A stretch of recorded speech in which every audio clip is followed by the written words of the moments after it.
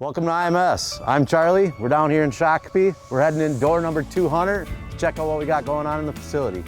So one really cool thing about our powder coat paint is not everything that we manufacture we paint, and not everything that we paint we manufacture. So that makes life really interesting over here.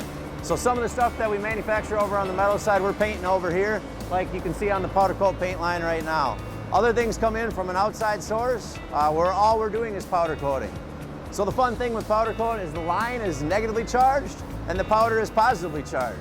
So we hang the parts on the line, they go through a 3-stage wash system where we get all the dirt, dust, debris off. In the far back, the guys are applying the powder, and the powder is positively charged, so the powder clings to the part. It then goes through our oven for about 20 minutes at 400 degrees to get a really good cure.